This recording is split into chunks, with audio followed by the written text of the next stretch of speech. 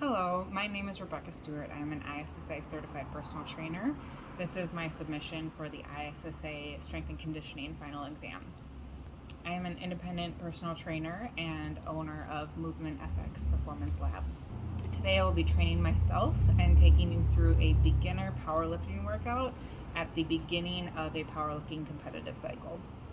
We'll start out today with a warm-up and some dynamic stretching going into our exercises. We'll have 4 different exercises we'll go through today, and then we'll conclude with a cool down and mobility stretching session.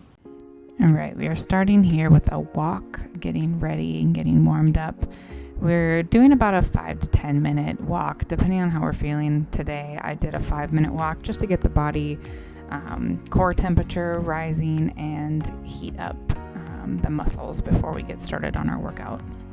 Because we still are under some COVID protocol guidelines where I live, I'm going to be training myself today. So we are acting as if we are a beginner powerlifting athlete at the beginning of our training cycle. Focus here is really to increase strength on each one of our big 3 lifts, the squat, bench, and deadlift. So we're focusing on a deadlift and back day today. Now we're starting with our dynamic warm-up and mobility.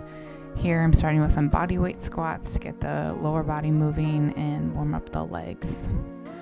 From here I'm going into bear squats, also doing 10 of these to warm up the legs in an isometric and keep the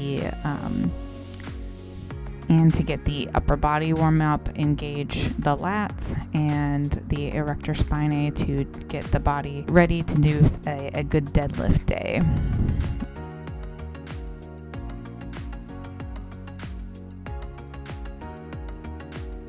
Now we're doing some side-to-side sway squats. We're just doing 10 of these back and forth, 5 on each side. This helps to get that hip hinge ready and warmed up.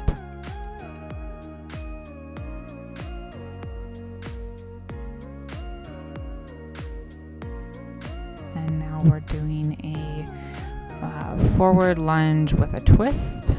To call this a lunge reach, so that we're warming up the back again to get ready for the deadlifts. And we're doing 5 of these on each side, switching from the right side to the left.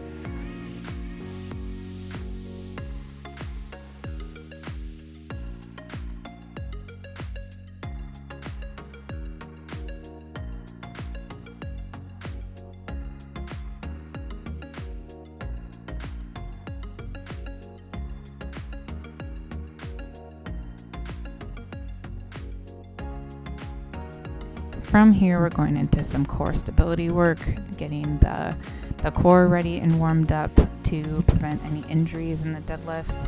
So we're starting with some bird dogs. We're going to do 10 of them, keeping the core nice and tight and the back stable and pressed into the floor so that we're not swaying the back. We want to make sure that pelvis is tilted and we're engaging the transverse abdominis during this whole exercise.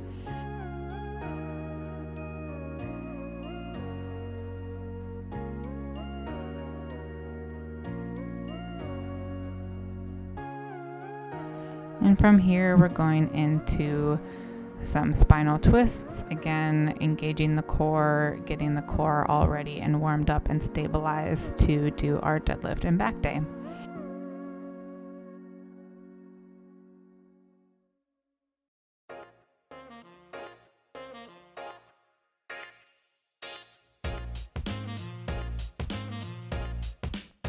From here, we're moving on to the strength portion. We're starting with our conventional deadlifts. The deadlift is a hip hinge exercise, which is one of the primary movements for any sort of performance athlete. In this conventional deadlift, we're using a shoulder wide or about a hip wide stance, making sure we're grasping the bar on either side of the knees. We're using a mixed grip here for better grip and bar control.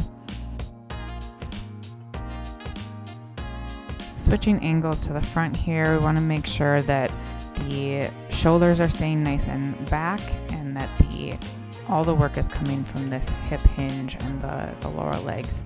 The core and the spine needs to stay nice and stiff so that we're not having any injuries with these deadlifts. We're moving on to a set of 6 at 115 or 45% of this athlete's 1 rep max.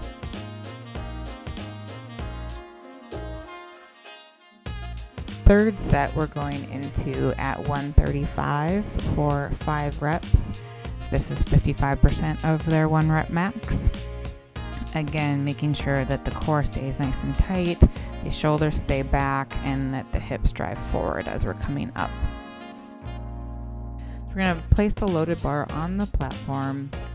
We're then going to squat down and grab the loaded bar and pull the weight off the floor, coming to a fully straight position with the shoulders back and the knees locked out. We're making sure that we keep these deadlifts nice and controlled, because at a powerlifting meet, you have to have the weight under control the entire time. We're making sure that we're starting nice and close to the bar with the shins right up next to the bar.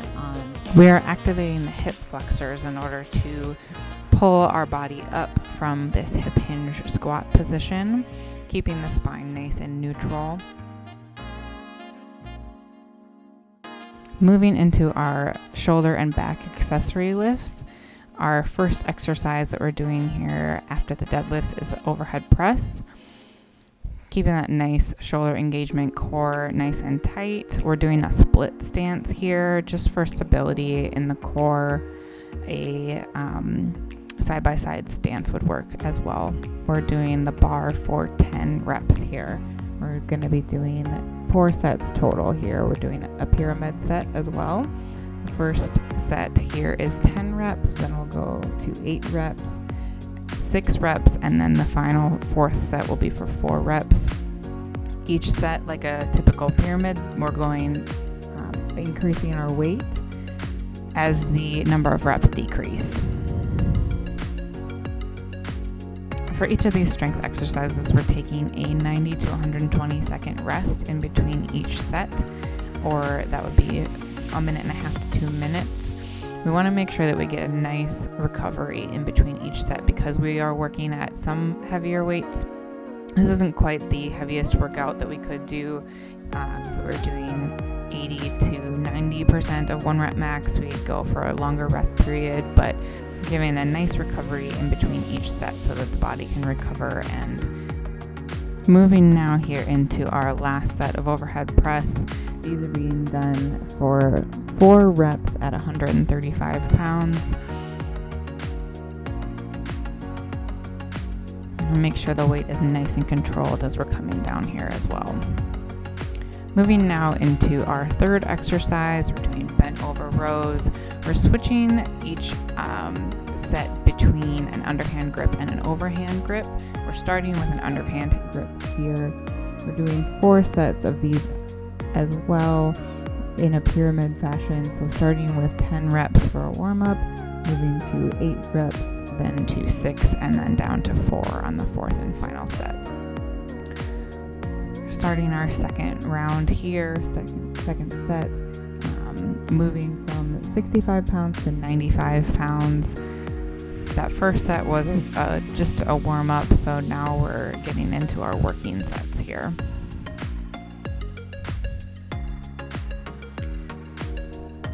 Here as well, we want to make sure that the core stays nice and tight and the back stays stiff so that we're not injuring anything in our back.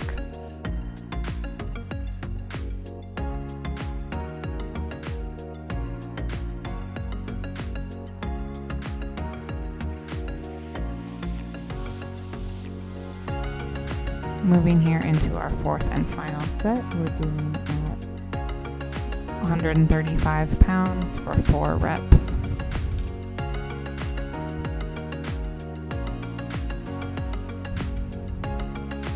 Moving now into our last strength exercise, we're doing 3 sets of 5 reps of good mornings.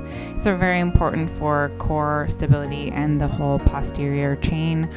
It's really important here to keep the shoulders nice and back, chest forward and upright, and the whole core nice and stiff.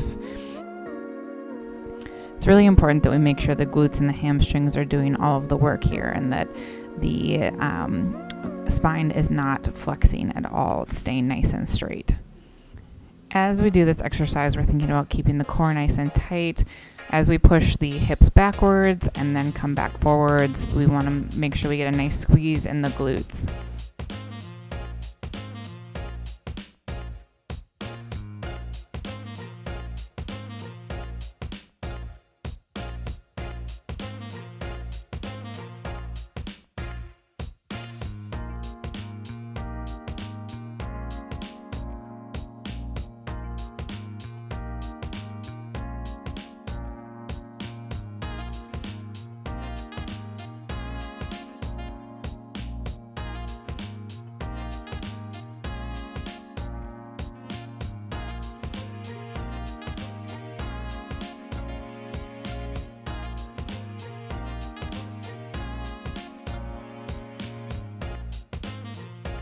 We're beginning to bring the heart rate down now here with our cool down walk. We're doing just a short 3 to 5 minute walk here to begin bringing the heart rate down before we do our final stretches.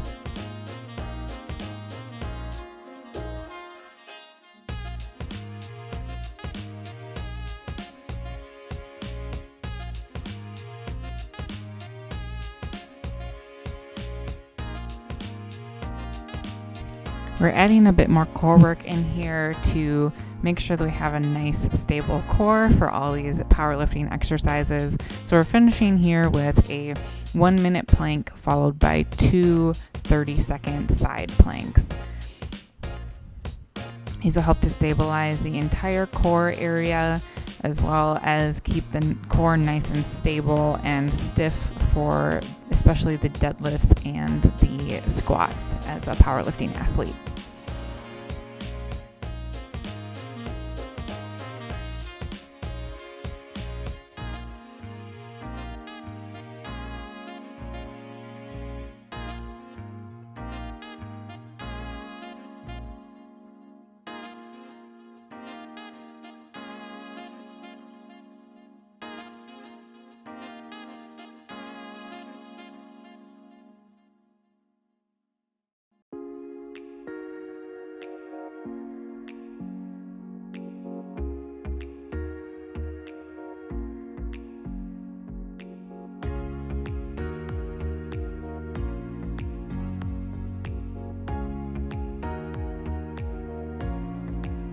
Starting with some stretching. It's really important to stretch at the end of the workout if you're doing any sort of static stretching, so that the body is nice and warm already. The stretching at the end of the workout will help increase the flexibility as well as decrease any sort of muscle stiffness at the end of the workout.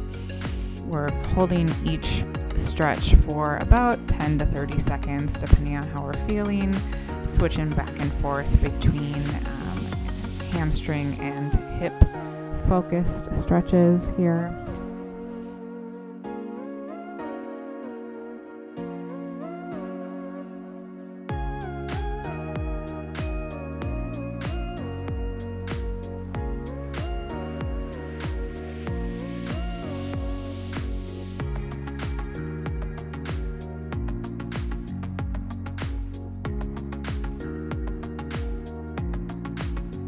Moving on to release the back and open up the back a bit, we're doing some cat-cows.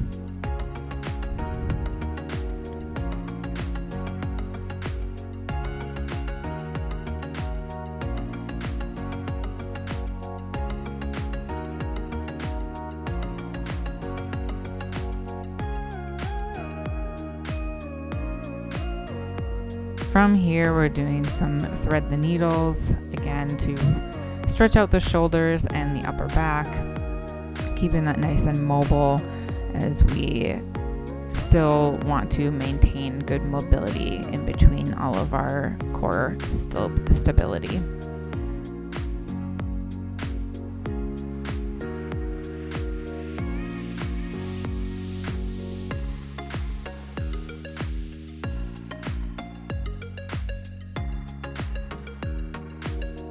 From here, we're going into the runner stretch, or the world's greatest stretch.